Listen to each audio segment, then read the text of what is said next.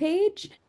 So anyone that wants to review this or those that didn't attend will be able to access this presentation.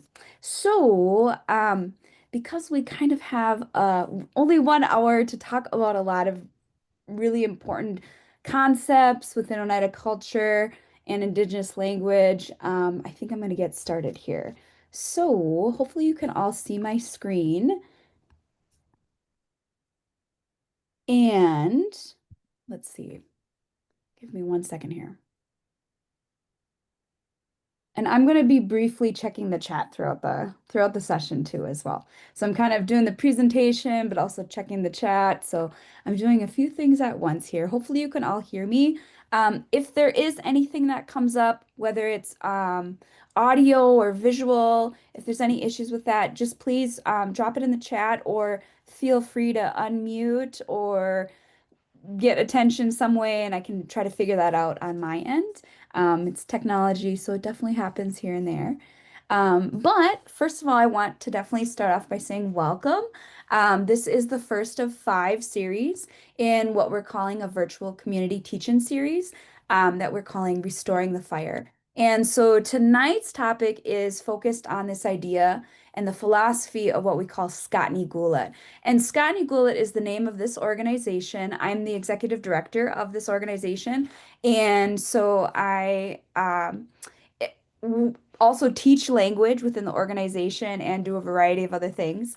But Skaa'nikú is actually a Oneida community-based 501(c)(3) nonprofit um, based in the Oneida community here in Wisconsin.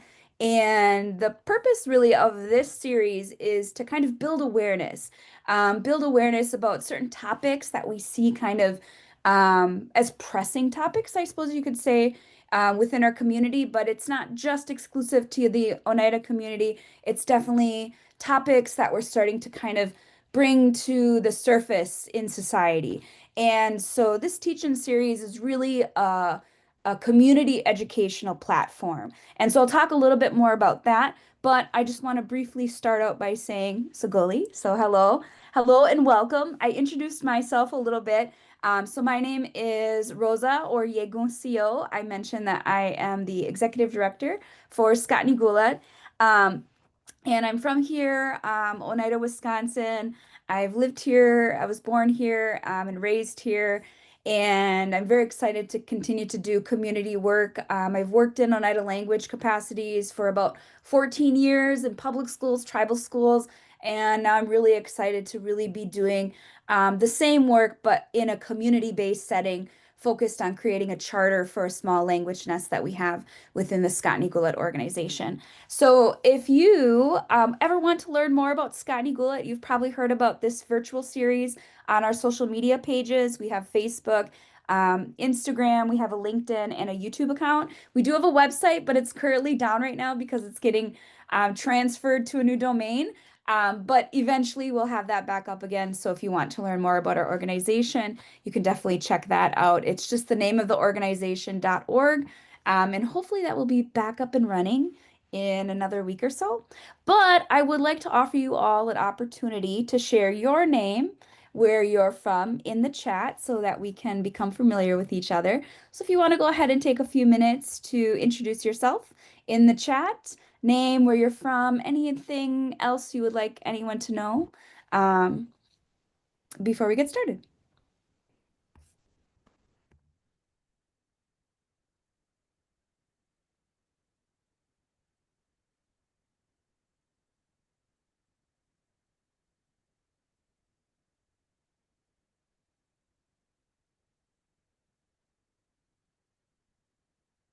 And welcome everyone. I see some people are saying Sagoli in the chat. So Sagoli everyone. Sagoli is hello.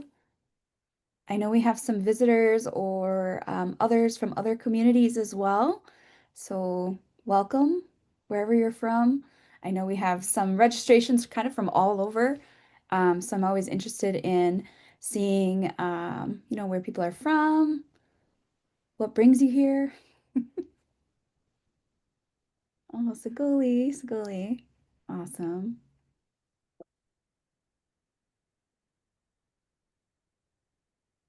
From near and far.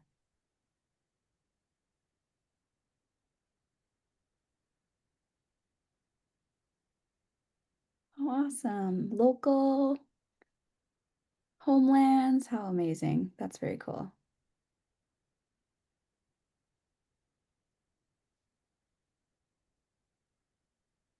Oh, welcome. Awesome. So I think we'll get started. If you're still putting things in the chat, just continue to, introduce yourself in there. I do want to kind of continue to move along just because we have somewhat of a limited time, and I do want to go over a lot of really cultural information with you tonight, and just to kind of, I'm checking the time, so I want to be mindful of the time we have together, and then your time as well. So continue to utilize the chat. I will continue to watch that as we move along. So kind of framing this series, understanding what it is. I shared a little bit about, what the purpose of this was, but before we kind of get started, I really want to prepare ourselves in a way to kind of stretch our minds, to open our minds. And so that kind of starts with a little bit of a grounding. And so just think about this as we move through tonight's information and philosophy of what we call Skaa'nikú. So I'll really get into what that means shortly. But really, we acknowledge the cultural metaphor of Yungwa. Yungwa in Oneida means the fire that we all have. It can mean the fire within us, and it can literally mean fire, yes, like burning flames, but it can also represent specifically culturally, that means our spirit, our power. It can also represent somewhat like of our identity, our life force. And it's this really powerful, warm, spiritual energy that is within us. And so it includes what we know to be several logs. And so if we have a fire, we know that we have to tend to that fire. And we're actually born with these logs, they say in our cultural practices. And my dear colleague, Priscilla Belial, she actually did a study on this with her dissertation, and she looked at these different logs. And we know that these logs are necessary to kindle and maintain a strong fire within ourselves and our families. But we do it for ourselves, for our families, for our clans and our nations. And so if you look at the pictures on the left of your screen, you might have seen these symbols before. And so the bottom, I'm not sure if you can see my arrow, but this bottom picture, this is actually the Oneida Belt. It actually resides in the Field Museum in Chicago. This Oneida Belt is also known as the Six Nations Belt. It has a series of kind of six different diamonds that's representative with a line that outlines each of those twice, because you can see above this one, just this one diamond is kind of just the one symbol magnified. And so they say that, or it is said that each of these diamonds represents each of the nations of the Iroquois Confederacy or the Haudenosaunee. And we also know that these are metaphors for also ourselves as individuals. And so we can think of this diamond as our own personal fire. It can be our own personal identity, our personal fire. And what I've come to learn over time, just studying language and understanding Oneida stories and philosophy and Haudenosaunee ways of being, is that these two lines can also represent a few different things. So these are different interpretations. That's the one beautiful thing about our culture, is that it has a lot of interpretation. And so that one of these lines essentially are kind of like the shell, or maybe our physical self, and that inner line is kind of like our spirit, or this other innate connection that we have to our fire, and that these are woven, I guess you could say, around that diamond or that fire. And so the purpose of this teaching is really to tend, or seek to tend, to these four inherent logs that we are born with, as a way to strengthen our fire, because we each have a fire within us. And so, what are these four logs? These four logs are what we call consciousness, to be aware of our motives, our behaviors, our actions. Concatenation, it's really this idea of connection. That's really what that word means. It's like a holistic link or connection between all beings and phenomena in the universe or in creation. And the third one is called creativity. And so this means like we're making connections with our consciousness that happens in a mutually beneficial way. And that's this idea of reciprocity as well. That's woven within that. And then the last log is curiosity. So this means being open to discovery of self and others and all these life forces and beings within creation, within the universe. And so, what I want you to do is to think on that, take a minute. Which log do you want to tend to today? Maybe you want to do them all. Maybe it's one. Maybe it's a few. If you think about that within you, maybe you can ask yourself the same question. Why did I want to attend this teaching series? What log do you want to attend today? So if you want to share that briefly in the chat, that would be great. Take a minute or two to do that. Think about those meanings. And if you would like, you reserve the right if you don't want to share either as well. But if you would like to share, feel free to put that in the chat. So I will check that out.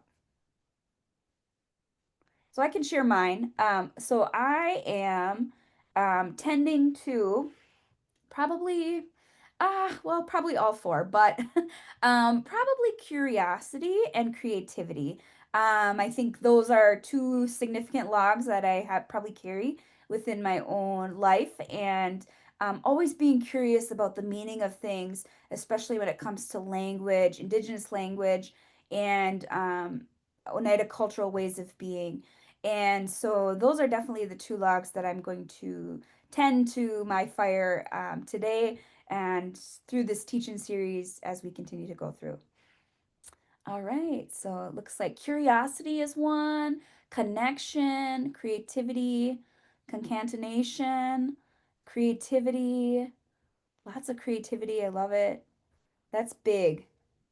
All four logs, yeah, definitely.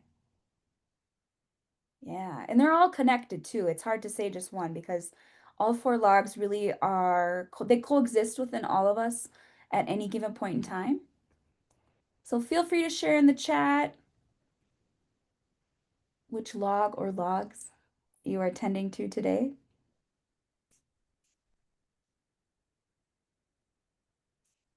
Creativity, curiosity, yes. Curiosity. Okay, so please continue to utilize that chat. I'm going to continue on with our teaching series. So just a brief overview, what is a teaching? There was some information shared on our social media page as well as the sign up, but I do want to reemphasize just because it might not be something you're familiar with. It might be, that's great. But so we have a shared understanding. A teaching really is a community learning space. It's a gathering for action and change. Teachings create space for learning, reflection, dialogue, and also collective understanding about issues and topics that really deeply affect our people and our future. And so teachings really have roots in activism and community organizing. Oftentimes they're done on universities. If you follow the news or anything by chance, if you had followed the news last year and stayed up to date with the encampments that were happening on different universities all over the United States, lots of teachings were happening at those encampments. And oftentimes, what they do is oftentimes they're really informal. They're kind of just like talks or real brief lectures. And what they do is to try to build consciousness, raise consciousness with just anyone that's interested in learning about things. And it brings kind of together all these different knowledges and expertise to share it with people from all different backgrounds, all ways of life for this one thing. And obviously, the encampments had a purpose, to really take a stance against the genocide happening in Palestine. And so that's really important. These go back even to the civil rights movement. So they're movement-based activist approaches for community organizing. So it's really a way to occupy space with ideas and solutions, helping people to build clarity and confidence needed to drive change and healing, really for ourselves, our families, and the next generations. So really, we share knowledge, reflect together, and build a shared sense of purpose. This goal, again, is really to raise awareness. That's what education, the core of education is to raise awareness. It's also to inspire critical thinking and move us towards really this concrete action. And so those are all kind of steps in the process of building awareness, I suppose. And so, whether that's strengthening our language, restoring our cultural practices, and also challenging harmful colonial systems. And so, this teaching really is rooted in a decolonial approach. So, I will share that shortly here just because it frames this conversation that we have here. So, you also had read these community agreements. I'm briefly going to go through them just because they're a little long. But community agreements are really important because they frame how we're going to interact with each other, how we're going to build that shared commitment to learning, to having dialogue, to establishing respect, and strong relationships. And so this is important as we move forward in the work that we're going to do. So, one, active listening, listen to understand and not always to respond. Two is to really be curious. We had mentioned curiosity as a core log. That's assuming best intentions and approaching conversations with that openness, that curiosity, asking ourselves why, because that's a core part of who we are as people, as Ungwehu and all people from all walks of life. And so, really, the next one is really to speak from our own experience. So, rather than kind of generalizing, saying I or me, using I statements to share personal insights to really avoid those generalizations. The next one is to really respect confidentiality. So clarify and honor, what should be confidential, especially when we talk about indigenous cultural practices and philosophies and ideas, and things like that. And names and of people, things like that. The next one is practicing this idea of both and, meaning that two different ideas can coexist at the exact same time, acknowledging and embracing that coexistence of multiple perspectives, ideas, and experiences. Also, really understanding this idea of intention or intent versus impact, recognizing that there is a difference between the two. And sometimes we have to acknowledge, okay, maybe I didn't intend for that, but maybe it landed not the best way. So we kind of acknowledge our own oops versus ouch moments, and we take that with humility and self-awareness. The next one is really important as well. It's being a good relative. So we really want to ensure the right to safety, peace, harmony, balance, honesty, and practicing what we know as the four R's: respect, relationships, reciprocity, and responsibility. Remembering why we're here. So why we are here. And everyone has their own reasons for why. And we also have a collective one as well. And so we're staying mission driven. We're staying focused on community collaboration and moving towards that shared goal. This next one is really good too, because sometimes conversations and dialogue get lots of ideas, right? And so sometimes we take those ideas and we can't always act, or maybe there's something that we will put in later or include at a different point in time depending on whatever is being discussed. And so it's this idea of the power of the parking lot, that we will put it in the parking lot for to revisit, to reconnect and renew with whatever that idea is, and maintain our motivation to the task at hand and whatever discussion is happening. So staying focused is kind of what it's kind of saying, but also acknowledging all the ideas and kind of depends on what it is, we put things in the parking lot for a later date to revisit. The last one is to really respect our time, being on time, because we really want to be mindful of everyone's time, energy, efforts, and schedules. And it's 2025, so we're always busy. Everyone's busy. But I thank you again for taking time to share this space with us today. So these community agreements are really important in binding us. And sustaining healthy and peaceful relationships, um, and also dismantling colonial-based toxic behaviors that often and contradict Indigenous values. So, thinking about that, we want to think a little bit more about kind of like our codes of conduct. This is kind of a little bit deeper of community agreements. I will actually go more deeper into these ideas, but this is important just because it provides a base for the knowledge that we share in all of the teaching series, but it also gives us an idea of what a decolonial framework is when we understand what is Skaa'nikú. So I mentioned a few of the shared commitments that we already have: active listening, respect and curiosity, speaking for yourself, confidentiality, and staying that mission-driven focus. I mentioned also the four R's as a foundation. So we know those to be respect, reciprocity, responsibility, and relationship. I also sometimes like to add that there is a fifth R, and that's resilience, especially for Indigenous people. So that means having the courage to listen, to learn, and to sometimes engage in harder conversations, or listen to maybe more challenging topics that aren't always the most ease or peaceful to have. And so there is a lot of growth that can happen in the discomfort. We move through that and we're able to grow and expand. And I'll share more about that growth and expansion and what that means for this idea of Skaa'nikú. So with the organization Skaa'nikú, we really value safe and healthy spaces. So we welcome constructive disagreement. Again, we remember that two things can coexist at the exact same time, but we know that that is within the context of respect. And so that is what we always maintain is we want to have respectful conversations while we maintain that we might hold different views. And so the one thing that I always emphasize is we don't engage in behaviors that disrupt the safety or the balance um, of our safe and healthy spaces. So that includes behaviors like harassment, intimidation, gossip, passive aggression, personal attacks, or lateral violence. And so we also value this idea of no.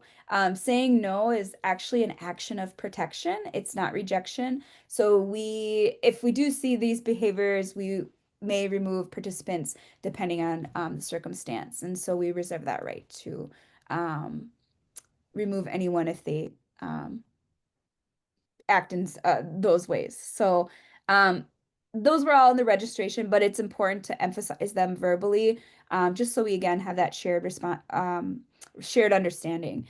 And so just a few more things here, just to kind of build some context for what is Skaa'nikú. Understanding that shared accountability, I mentioned intention versus impact. Um, that we know that sometimes we might not have intended for something to come across a certain way, but when it happens, we can have the awareness to say, oh, okay, I didn't mean for that. We take accountability for it and we restore the balance in whatever way and however way that needs to happen. And so that's really how we make space for learning and growth. And also, it's important that we recognize our humanity in this because we are humans. We're not perfect, but there's mechanisms and ways we can always restore that balance and maintain strong relationships with people. And that means we just have self-awareness and within the shared spaces and within our relationships. Um, Also, I wanted to emphasize that learning is growth. Mistakes are part of learning. Um, but I also want to emphasize there's a difference between repeated harmful patterns. So we want to make sure that we embrace mistakes because we don't want to uphold ourselves as perfectionists, but we need to also have the awareness that we don't continue to repeat patterns because there is a difference there. And then the last one, collective care. This is a space where that's sustained when we protect and nurture it together. So it's not just one or two or three people, it's really all of us working to maintain this. Um, so I mentioned a lot about these kind of community agreements, safe and healthy spaces. And again, those are all reflective of Indigenous values. But I also want to name what is it not. And so I'm not sure if anyone's familiar with these ideas. There's a lot of information out there if you ever look online. But what they're called is called characteristics of white supremacy culture.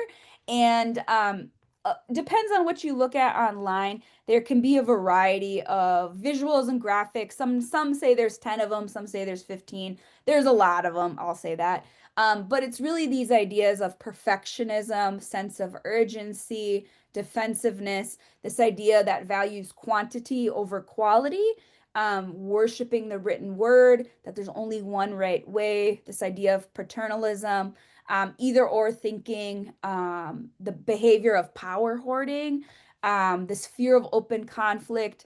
What we see in society a lot now is an individualism, this idea of self, and also like I'm the only one or it's just me. Those two kind of go hand in hand, I suppose. Also, this idea of kind of like progress is bigger or more. Sometimes people like to say productivity as well. Even objectivity, that's also a characteristic of white supremacy culture. And the last one is the right to comfort. I am kind of breezing over them right now, but the second teaching series, I'm actually going to go more in depth into these because that second one is really about these. But each of these provide a framework for all of our teaching series. So some of it is more emphasized in some of our teachings versus others. So I do want to emphasize that settler colonialism, which extends to imperialism, this is a system that's intentionally built on five pillars. One is racism, the second is classism, capitalism, patriarchy, and Christianity. And so it's really these characteristics. These are the characteristics in this picture here. Those are the behaviors, those are the actions that sustain and uphold the system. And it's a way to legitimize extraction, exploitation, and eradication in the pursuit of power, control, and greed. And so we could probably name 1,000 instances where we see this every single day in our society, in our everyday life. But it's important to name it. The purpose of this is to name it so that we can see it and develop that self-awareness. So really, we recognize that our communities are tools of colonization. We've been indoctrinated, and we've adopted these as both essentially cultural and organizational practices and protocol. We teach this really, again, like I said, to build awareness in order to enact systemic change. So I don't think I'm going to do the breakout room just because I'm keeping a eye on the clock. But what I will have you do is I want you to at least think about this question, and if you would like to share it in the chat, that would be great. So quick reframe here, no breakout room, but let's think about this question. How does this show up in our community today? Okay, so think about that for a second or a minute or so. If you can't think of anything, that's okay. If you don't want to share, that's okay. If you would like to share, put something in the chat. Remember that we're using the community agreements and the 4 Rs. And again, there's never a right or wrong answer. These are all reflection-based questions. The idea of a teaching is to get you thinking, and start reflecting. And so I will pull up the chat here, and I can kind of share a little bit of a brief answer as you guys are all adding something into the chat. So how does this show up in our community today? I guess it's hard to pick one, but let's see. Maybe the idea of the sense of urgency. I mean, we see this in our society all the time. Why the value of time in itself. We got to do this 9 to 5, a job every single day. We have to do this, this, and this, and then we could be satisfied with life. But I'm sure we all have our own experiences with this idea of urgency, even perfectionism. As an Oneida language teacher, I see this a lot within learners, and even within my own experiences as a learner myself. Is always wanting to have the correct answer and being very afraid of making a mistake, whether it's saying a word or making a conjugation of a verb, and having that fear. Where does that fear even come from? And so I would say that those are kind of maybe two examples of how that might show up in our community or in our lives today. So anyone have any other thoughts? If you don't want to write it in, you could always just kind of unmute briefly as well if you would like.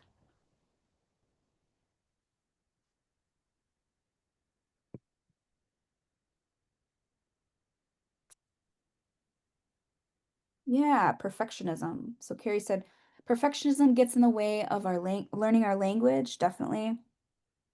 That's a big one. Even the worship of the written word, when you think about that, just thinking about it in the context of language learning, um, we know Oneida language and nearly every other indigenous language is an oral language. And so we're kind of faced with these challenges of having legitimacy in a Western system or structure for indigenous languages because they value the written word. Um, so there can be a lot of challenges presented in that sense.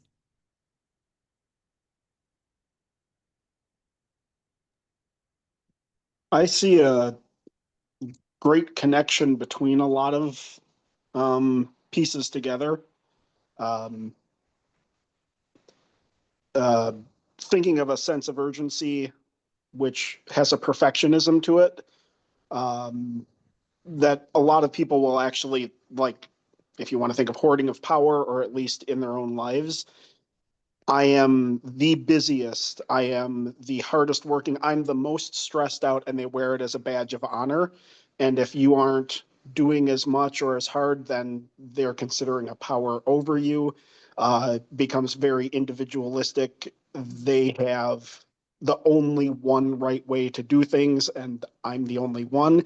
And, I think we all know someone in our life that it is a true badge of honor how they are the most stressed out, busy person, and they will make a point of letting you know that every time you see them. And I think we all feel that. There's a tons of times where I think that of myself, like I'm the busiest person in the world, just like everyone else. Um, but I think a lot of things connect together like that. Mhm. Yes, thank you for sharing. I appreciate that you mentioned this idea of individualism. When we think about our cultures and our communities, we're very community oriented. And so this idea of individuals is a challenge because we're thinking about, our clans, our families, our nations, creation, and the universe. So this kind of leads us into our conversation we'll have about Skaa'nikú. So it looks like there was two more additions in the chat here. Either or thinking is a lot, and trying to consider multiple perspectives, especially that push back on that. Yes, um, definitely. That is another one too. Recognizing that there's many voices in the room and that all of those things can coexist at the exact same time. Um, Paternalism, yep, in the fact that most of the language classes are populated by women, definitely. Um, Only one right way, limiting opportunities to share and explore multiple perspectives and ideas, definitely. Yes, so we all have there's no shortage of examples for these, and I know we all have individual ones, we have collective ones we see in society. So continue to think on that question. I will continue to move on. If you do want to share anything in the chat, feel free. But I want you to start getting like I said, we're stretching our minds, right? I really like this graphic because it takes those characteristics I had listed on the previous slide, and it gives a little visual, and it has each one of them labeled on a jar of poison. And that's really what it is if you think about it. So the choice is really ours. We have to ask ourselves, do we want to use the medicine given to us in our original instructions, or keep taking the poison, the colonial poison? And so change first begins with self. It means naming these characteristics that help us develop the awareness to see them, to reflect on them, and to change our behaviors. So this further impacts those around us, our families, our clans, our nations, and our society as a whole across Turtle Island. So I'm going to continue to move on, but sit with this. I like this little picture. It says the longer you swim in a culture, the more invisible it becomes. So I share this specifically in the context of white supremacy culture, or what we might know to be colonial culture, settler colonial culture. And so if you think about it becomes more invisible, it also becomes more normalized. It also means you can't see it all the time. You don't have the tools or the vision or the senses to say, okay, that doesn't feel right. We might feel something like it just doesn't feel right, but what is it? And so think about this, because that is something that settler colonial culture, white supremacy culture is finely masked in our society. But when we can start to name it, that's how we can start to shift away from that. So this is just the first step. So, the purpose and the reason why we're here tonight is to really talk about this idea of Skaa'nikú.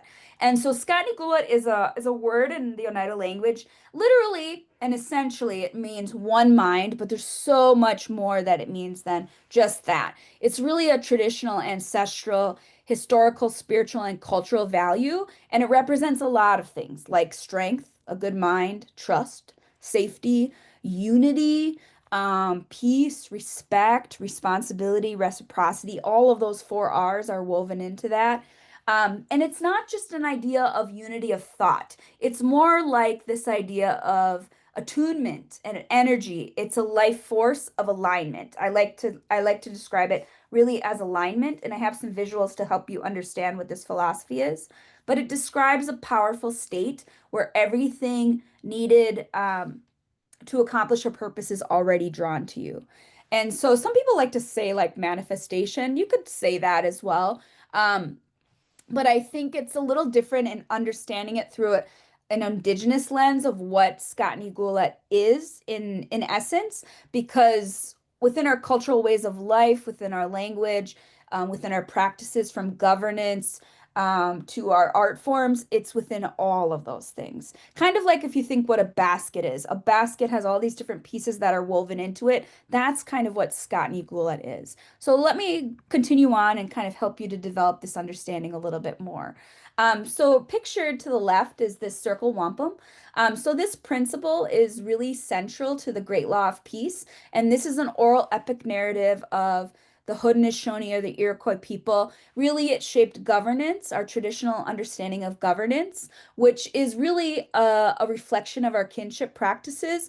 And it's also a set or a moral standard for our collective nations. And it stands on three different components. One is called peace, the other is strength, and the last one is what they say a good mind is. And so when you look at this circle wampum, it's a little tricky to see, but if you look closely at the picture, there's a circle on the outside, and there's actually two woven strings of white wampum that are interconnected. Almost like if you look at like what DNA or like a genetic little spiral looks like, that's kind of what it looks like. And then there's 50 strings that come down in the middle and one long string. And they say that those strings represent all 50 chiefs. And so I could go on and on about that, but just to give you a brief idea that this is really a powerful idea of governance, but kinship, leadership, democracy, but also cultural value and Skaa'nikú. And so what this is it embraces Skaa'nikú. When we understand what Skaa'nikú is, we can embrace it to help heal from centuries of colonial trauma. We can also empower our people to lead and contribute to society. And we can also use it to address global solutions or global pressing issues like climate change, health and wellness, and social injustice. And so this idea is really powerful. It really seeks to have a place of balance um, and unity, all while respecting each other's unique and individual existence. So one thing Skaa'nikú is it's not necessarily all the same. It does not mean if we're one or of oneness or collective unity, it doesn't mean we're all exactly the same. It's actually quite the opposite. It means that we all coexist for this one thing, this greater thing that's larger than us, like a purpose, like a community purpose. Um, and we take that on as a part of our individual responsibilities, each that might be different, kind of like how this circle wampum looks. There's different strings in there. Each one of those chiefs have a different title. And a different responsibility to a different clan of a different nation, but together they come to create the circle. And so it actually values individual ideas within the collection.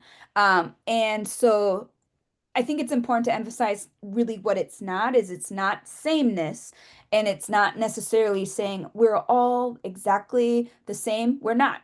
We're actually all individuals, part of a collective group, and we honor every single one's individual unique gifts and responsibilities, contributions and place in our society the same way. That's what it is.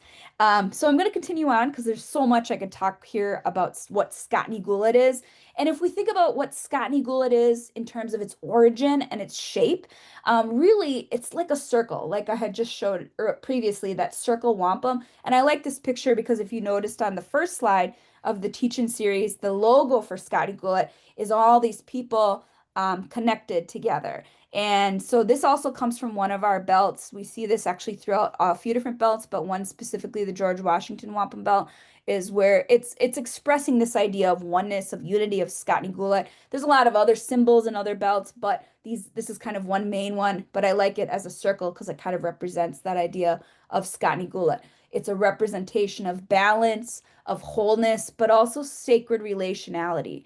And so the circle wampum is another depiction of Skaa'nikú, and it's just woven into a governance model. But Skaa'nikú is actually found within every single thing of our way of life, every single wampum belt, every single cultural practice, our language, our cultural art forms, our cultural sports, everything, our birthing practices, every single thing. And so this shape really is what maintains the balance through protection. It's a action of protection. It maintains balance through protection, and it also has measures of accountability because in order to protect that sacredness of it, there is measures of accountability that are woven into that to maintain, I guess, what you could understand it as an equilibrium. Um, and this idea, they say, comes from the sky world, from our creation story. So I'll talk a little bit more about that shortly, but that's where they say Skaa'nikú originates from.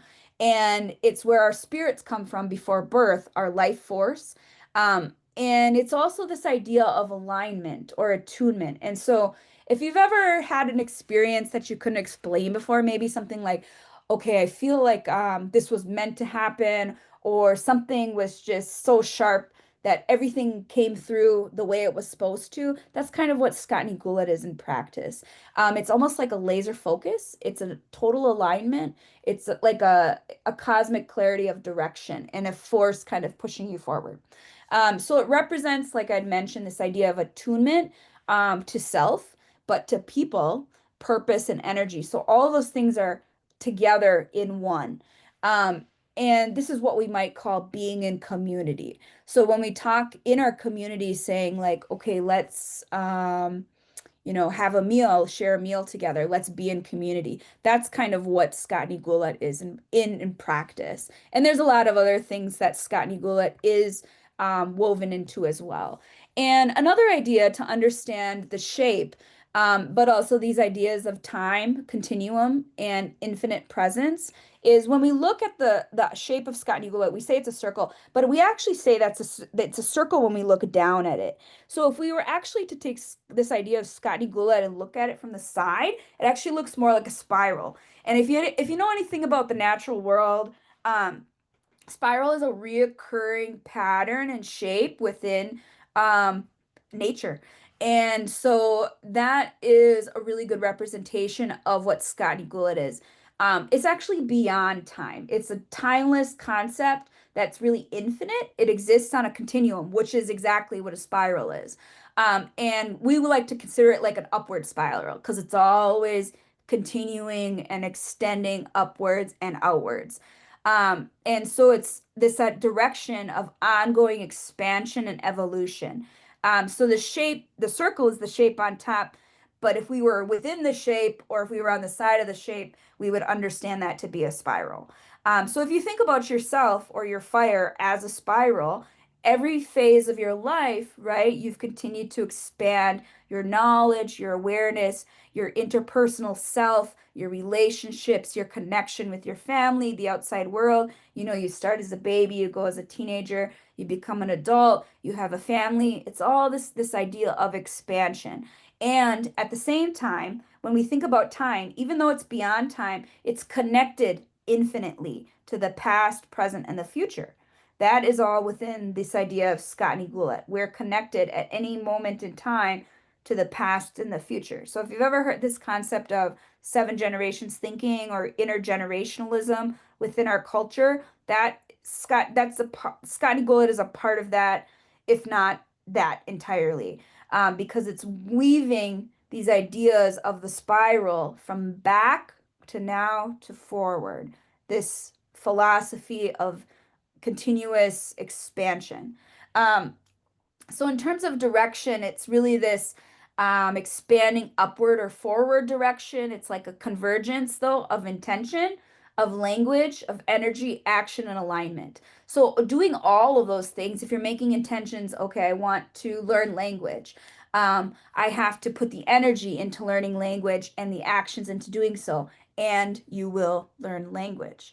That's just one example, but it can be used within anything you do in your life. It's always present, and Skaa'nikú is always waiting to be activated. We can kind of understand this to be like a gift of the universe that we have within our life force, within ourselves, within the fire of ourselves, of our identity. And so, like I had mentioned already, it includes generations past, present, and the future. So thinking about this idea of the the shape of the circle and the spiral web, we can think about this also in terms of a little bit of concentric circles.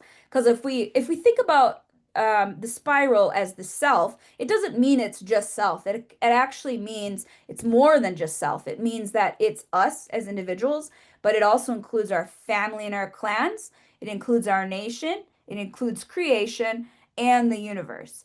And so, us as one individual, we are just a small seed within a larger, expansive existence of all life forces, okay, in this given space and place.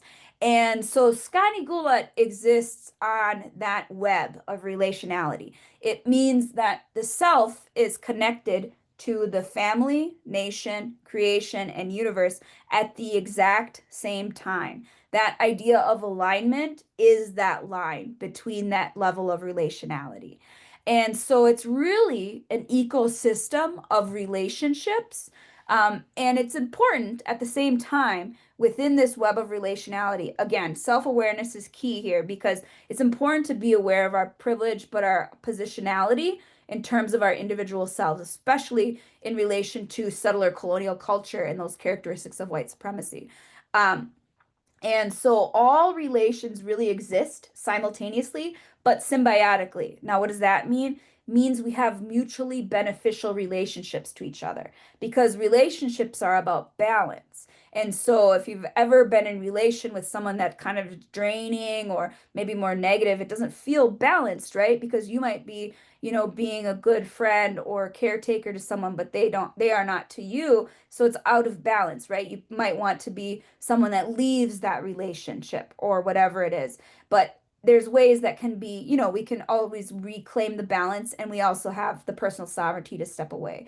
But it's this idea about balance. That's the core teaching here is that it's a relationship, it's an ecosystem of relationships, and that they're mutually beneficial. It's always give and take, okay? If there's an imbalance of giving and taking, that's not a balanced relationship. We keep the balance of that.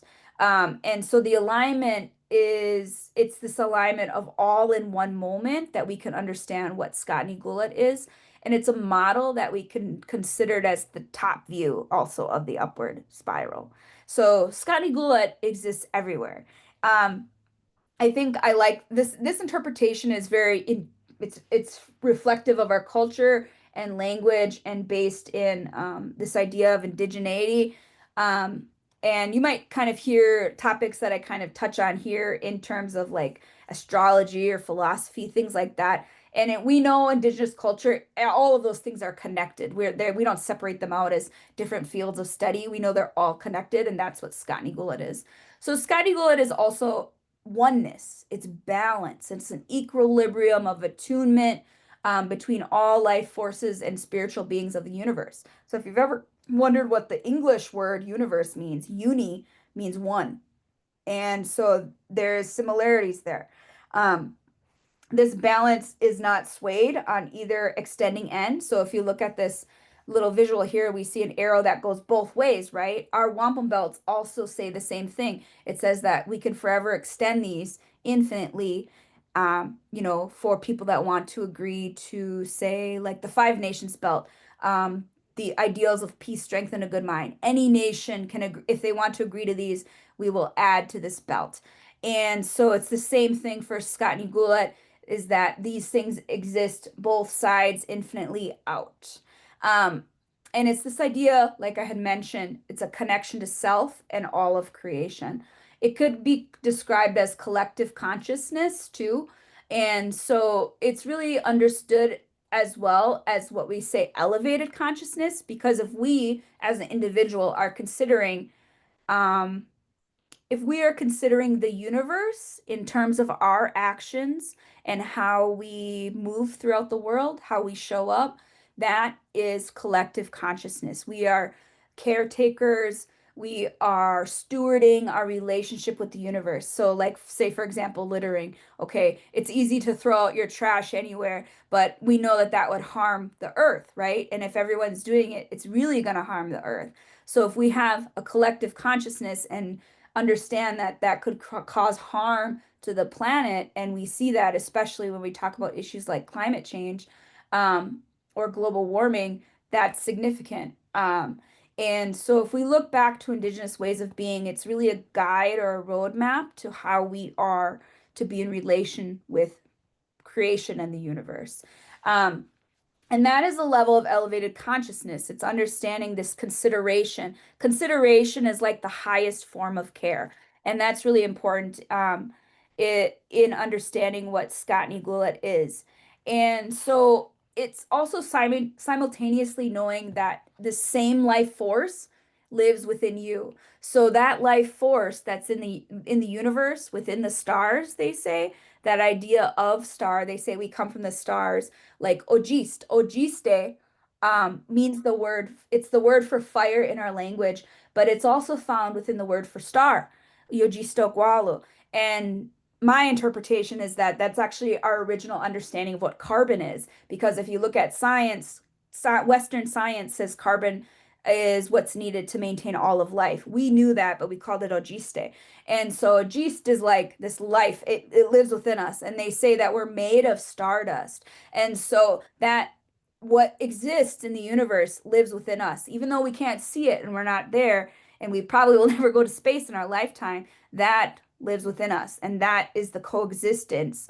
That is Skaa'nikú, that oneness in terms of who our being is within inside. Um, and so when we think about how do we activate Skaa'nikú, how do we engage with it? Language, Indigenous language, Oneida language is a medium and strong activator of Skaa'nikú because our language is a powerful, powerful medicine.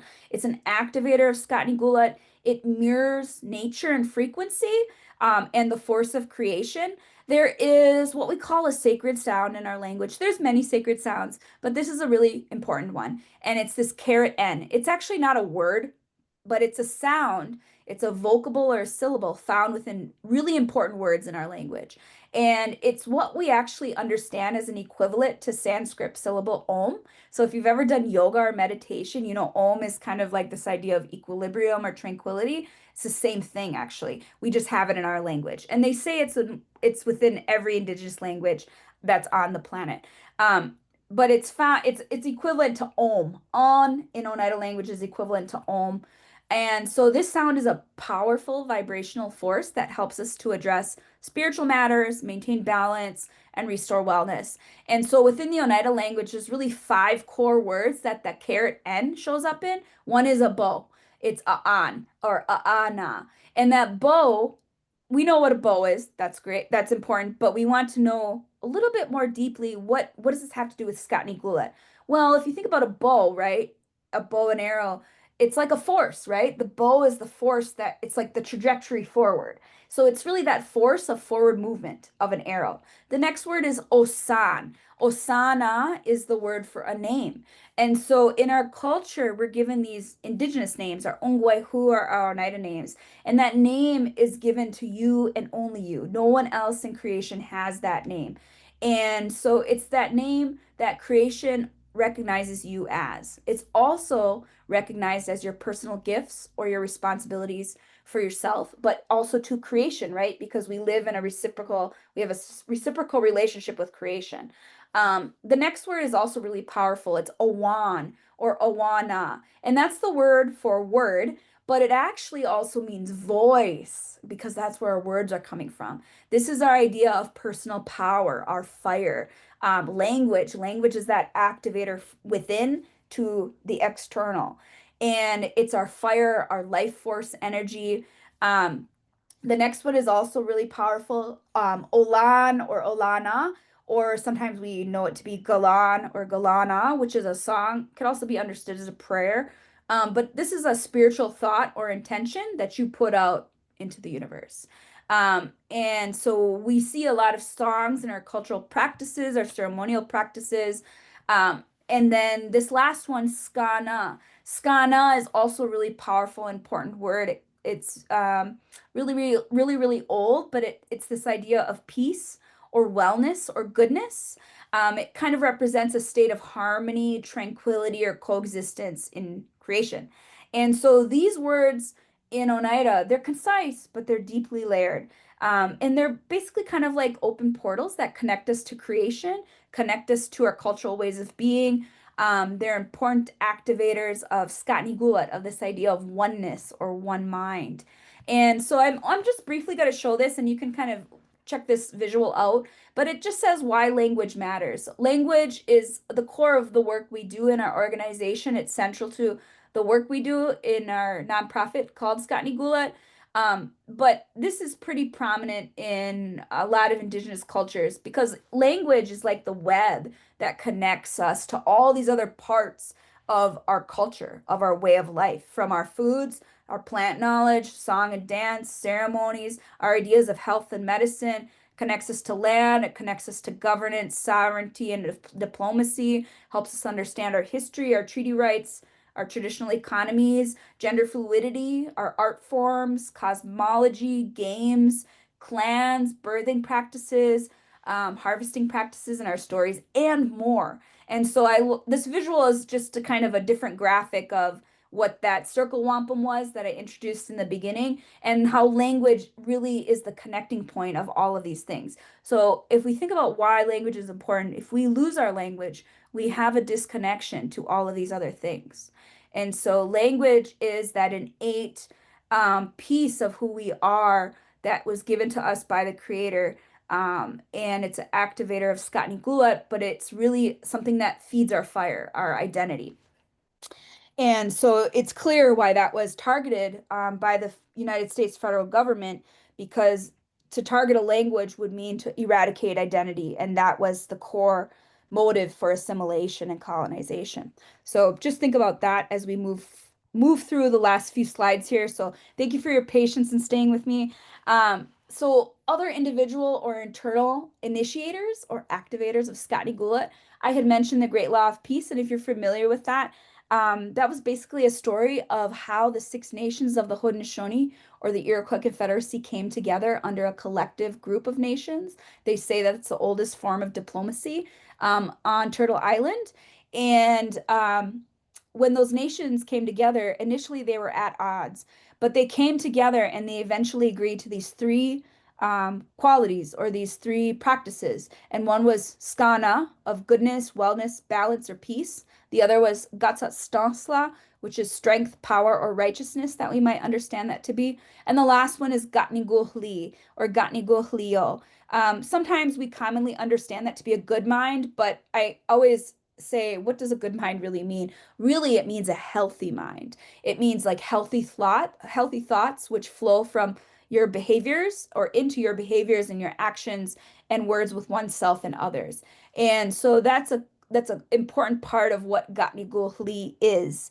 But these are activators that can extend outwards, again, to the family, the clan, and the nation, and they begin a trajectory of their trajectory of the individual. So when we start with ourselves and we embody these qualities and embody them within our behaviors, that is like a ripple effect, right? It affects positively affects our families, our clans, our community, our nation, creation, and the universe. Again, consider that upward spiral of how things are impacted because everything's connected. So just a brief thing here. Again, I have a couple more things I want to share, but just share in the chat. What other activators of Skaa'nikú can you think of?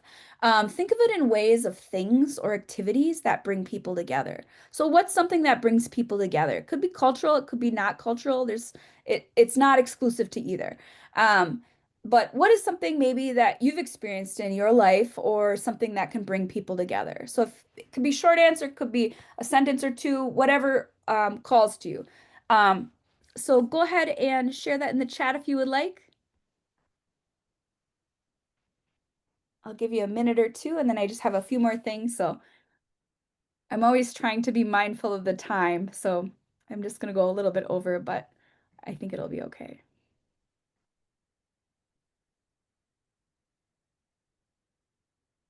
Birthdays, yeah. When you get together with family, you share food, celebrating. Yeah, definitely.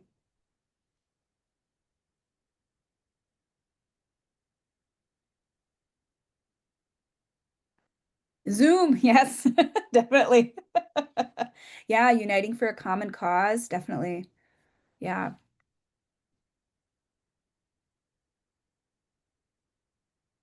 And those are powerful moments too when we come together.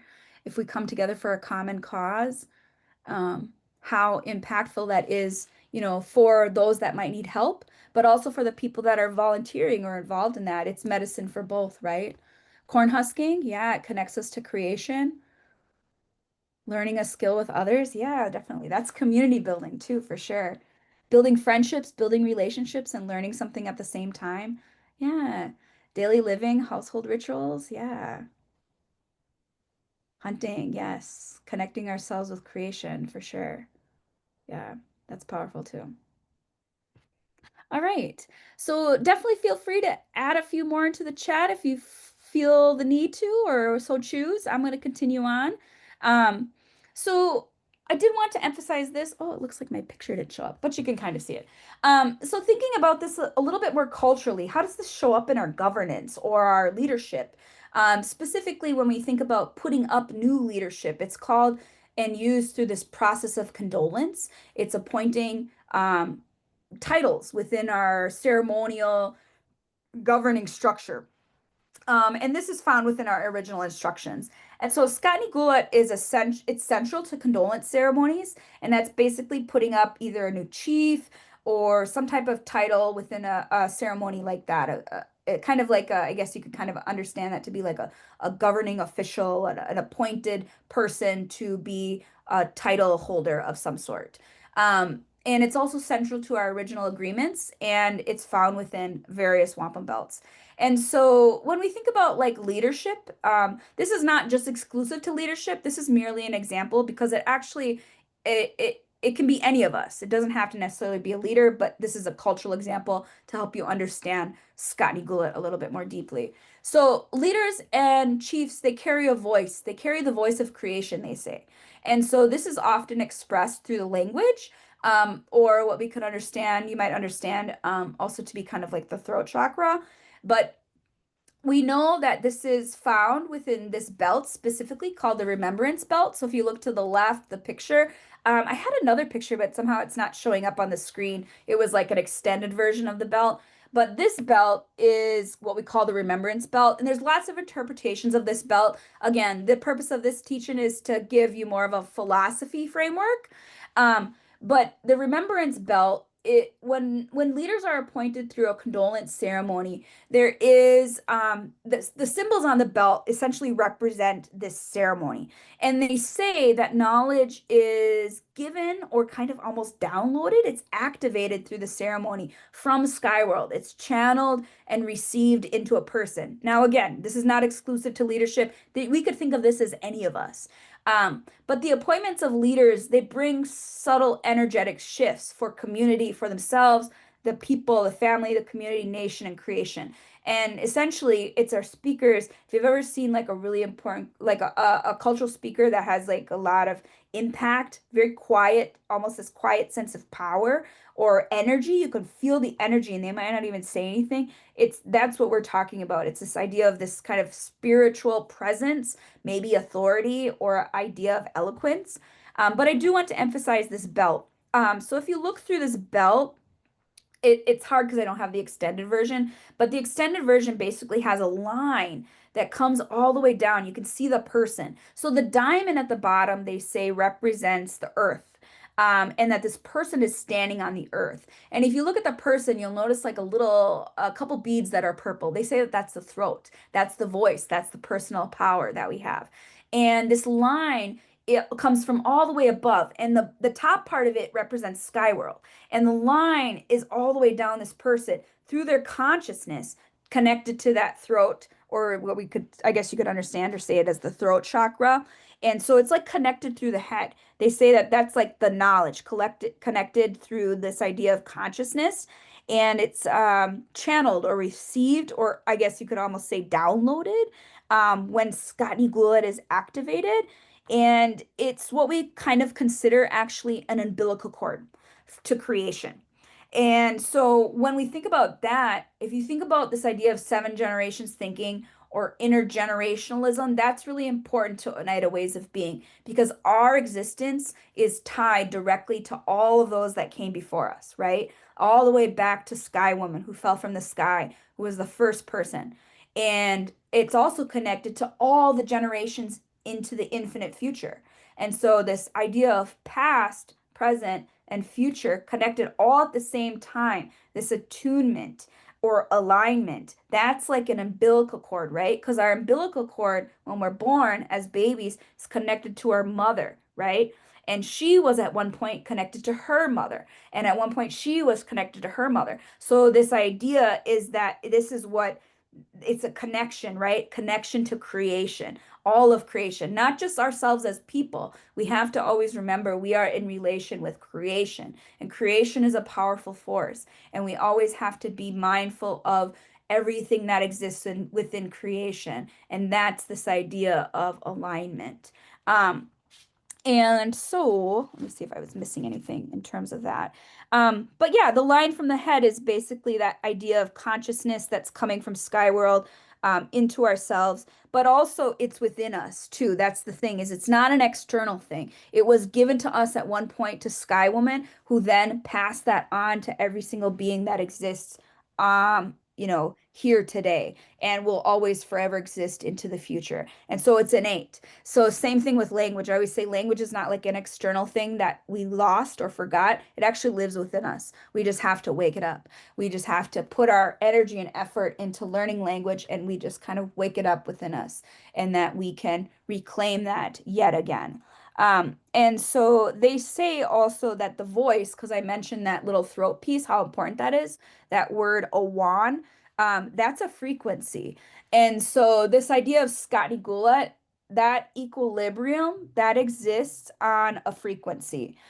So let me share a little bit more about that, and we're almost kind of done here. But this idea of energy frequency in the universe, Skaa'nikú exists on this energetic level. Some people might call it spiritual, but it's really vibrational.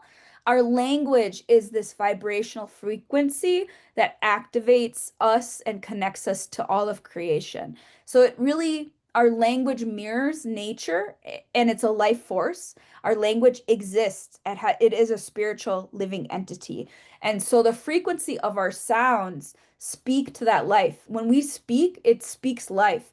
If we're speaking, we're bringing life, and we're bringing and sharing that life force outward with others. So we want to be mindful, right, about using, a good thoughts and a good words with ourselves, but also others, because that brings life force. And if we don't do that, right, that can be kind of draining or bring us down when we do that to ourselves or do it to others. And so again, idea of awareness comes back here. So this idea that our sounds speak to that life force, it's found within every element of creation, and creation is a model for our lives.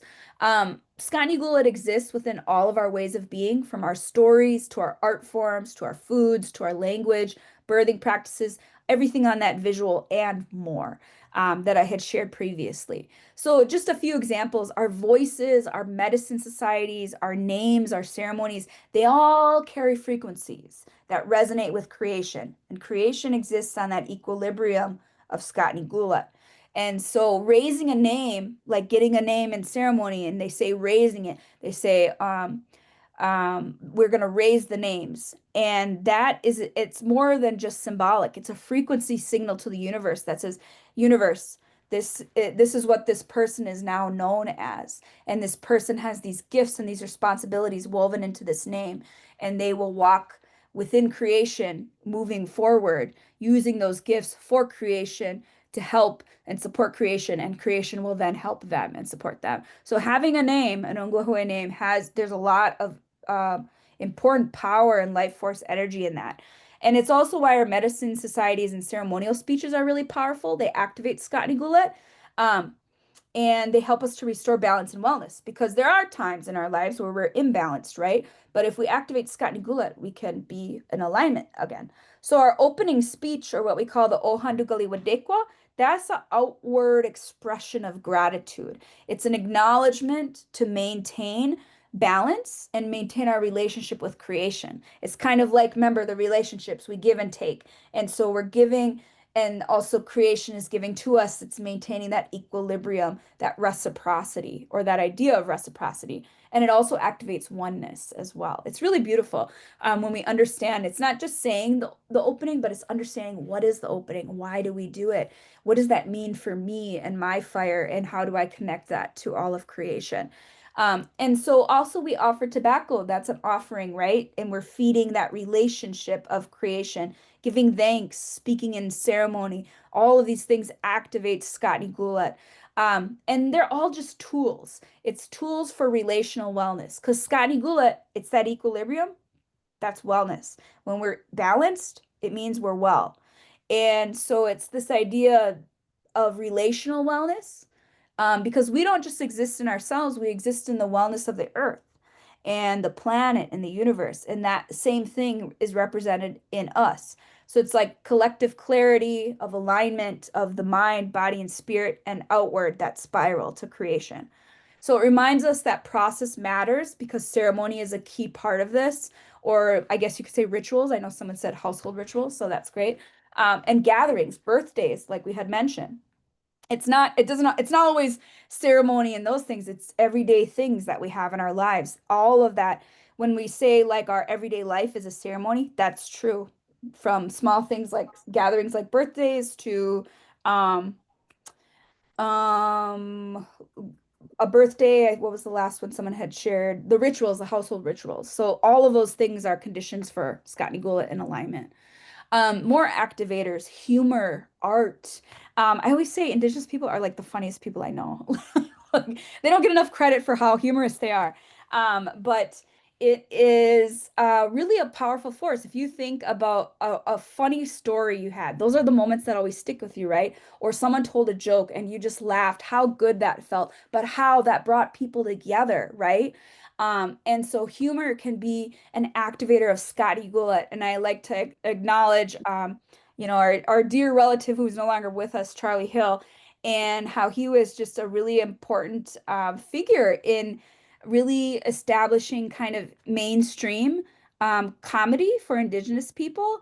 And it's just really amazing how he used that as a tool for education and building awareness because he wasn't just saying jokes, he was passing on information. And he was social justice oriented during post-civil rights era and really bringing changing stereotypes of Native people at that time, which was very ahead of his time for kind of the time he was active as a comedian. So those are also medicine too. Those are it's the balance. We can say the equilibrium is wellness, the equilibrium and these things to get back to that equilibrium, those are like a medicine for us. They're activators of Skaa'nikú. So they help us access clarity, they soften our hearts. We can engage in a creative life force, like I had mentioned, also art, creation, and creativity. They're part of our inherent logs of our fire, but creating something from nothing, how beautiful, how intricate, how woven, how intentional, and how mindful of making something with your hands or just making something in general, even if you're making something on the computer, that creativity is a life force. You're putting something into that to create something new. Creation is a life force. Art is a prime representation of that. So the one thing too is Skaa'nikú is not force, it's actually ease. That when you're at balance, when you're in the equilibrium, is very peaceful. It's a lot of ease. When you're in alignment, you don't have to work hard. It just flows. It's a flow. There's fluidity in this idea of equilibrium. So I just shared a few different art forms and pictures here, but oh, I don't know if my pictures are showing up. Maybe I'll have to stop sharing, but you might be able to see them now. Um, so just a few pictures, more activators, sports, playing sports, even if it's not cultural things, cultural games or sports. It could be like going to a Packer game, and I only say that because we're near Green Bay. But I mean, when you're in that stadium, you can feel a sense of oneness, right? Everyone's cheering. They have a collective motivation to see the Packers win, right? That's Skaa'nikú, okay? That's the motivation, the mission, I guess you could say. But culturally speaking, this game, Peachstone, planting a garden, harvesting, um, or also harvesting our white corn, picking our berries. I'm not sure if you can see all my pictures. Um, Creating pottery, creating basketry, being with other people. Those are other activators of cultural art forms of Skaa'nikú. And so just a few last steps here, last things I wanted to share. And thank you for hanging out with me. I was kind of being very mindful about the time. I had a feeling it was going to go longer than an hour. But where do we go from here?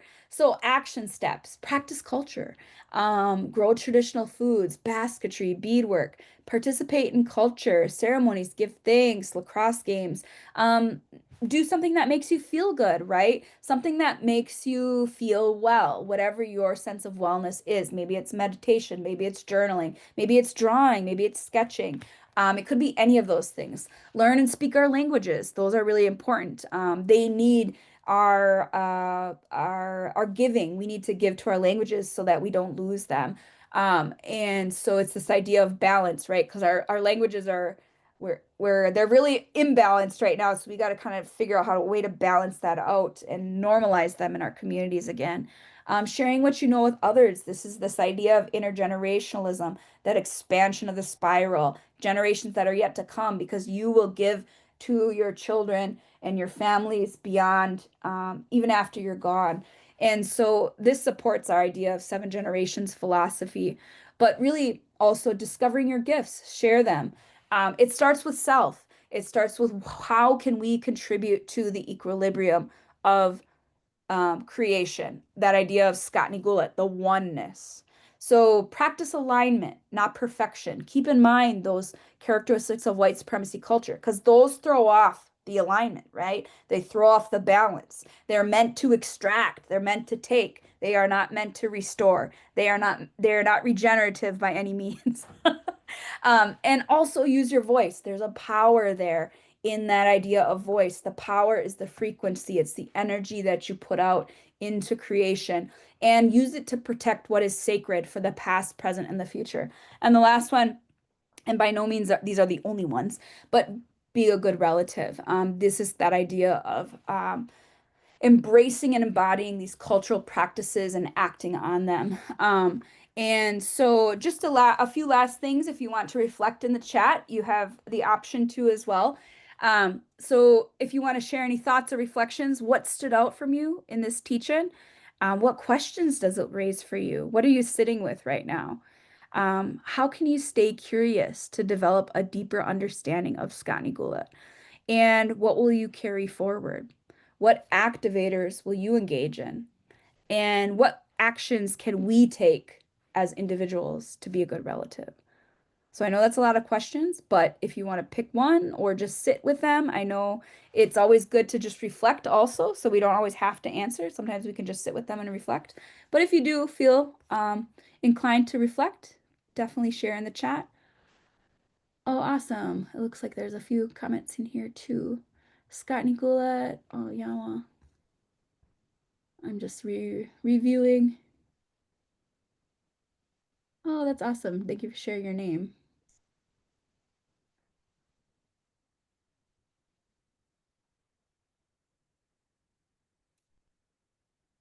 So these are definitely good questions to sit with. Oh, sorry. Hopefully, I don't know if that expanded the, hopefully you can still see the screen. Um, But I would definitely say sit with these questions, revisit them, renew them, because these are things that aren't static, right? These are things we want to continue to reflect on. And again, this entire teach-in is recorded, so you can feel free to watch this, share this with other people. It's meant to be revisited and expanded upon too. So, um, yes, please watch that if you want to continue to revisit these reflection questions. Thank you so much for staying over time with me. I apologize. I try to keep it near an hour. The next ones I should, but this was the first one, and I wanted to make sure we got through some of the context in the initial part of the teach-in. So the recording is going to be available probably tomorrow. I'll put it on the YouTube and I'll just send it out to anyone that registered. But it'll probably be shared on our social media pages so anyone can watch it. I know it's hard to always make the actual time that the teach-in is happening, so that's why we record it for anyone that wants to view it. So, yeah, that is about it. I hope you enjoyed it. The next one is in 2 weeks, and I believe we are discussing community building. The day before or the morning of, the Zoom link will be sent to you as well as a reminder. So it's just going to be in 2 weeks from now, bi-weekly, until we reach the end of our 5 sessions. So I think that means let's see, what would the date be? The 17th. So September 17th, same time, 7 p.m. Central Standard Time. Okay.